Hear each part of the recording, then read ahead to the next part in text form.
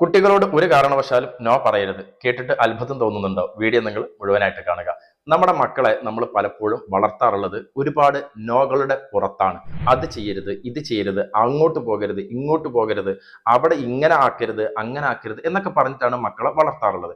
നമ്മുടെ ബ്രെയിനിന്റെ ഒരു പ്രത്യേകത എന്താണെന്ന് വെച്ചാൽ, അരുത് എന്ന് പറയുന്ന വാക്കിനെ കൂടുതലായിട്ട് ചെയ്യാനായിട്ട് പ്രേരണ തരുന്നത് പോലെയാണ് ബ്രെയിൻ റിസീവ് ചെയ്യുക. നമ്മുടെ ബ്രെയിനിന്റെ ഒരു മെക്കാനിസം അങ്ങനെയാണ്. ശരിക്കും പറഞ്ഞാൽ നോ എന്ന വേർഡിനെ ശരിക്കും മനസ്സിലാക്കാനുള്ള കഴിവ് ബ്രെയിനിന് ഇല്ല എന്ന് തന്നെ പറയാം.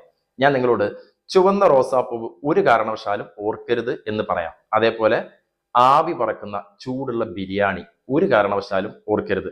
ഇത് രണ്ടും പലരുടെയും മനസ്സിലൂടെ കടന്നു പോയിട്ടുണ്ടാവും. അരുതെന്ന് പറയുന്നതിനെ ചെയ്യാനാണ് നമ്മുടെ ബ്രെയിൻ നമ്മളോട് പറഞ്ഞുകൊണ്ടിരിക്കുക. നമ്മുടെ കുട്ടി സോഫയിൽ ഇരുന്ന് ഭക്ഷണം കഴിച്ചുകൊണ്ടിരിക്കുകയാണെങ്കിൽ ആ കുട്ടിയോട് സോഫയിൽ ഇരുന്ന് ഭക്ഷണം കഴിക്കരുത് എന്ന് പറഞ്ഞിട്ട് കാര്യമില്ല. നാളെയും അതുപോലെ തന്നെ ചെയ്യും. അതിന് പകരം വേണ്ടത് ഭക്ഷണം കഴിക്കേണ്ടത് ഡൈനിങ് ടേബിൾ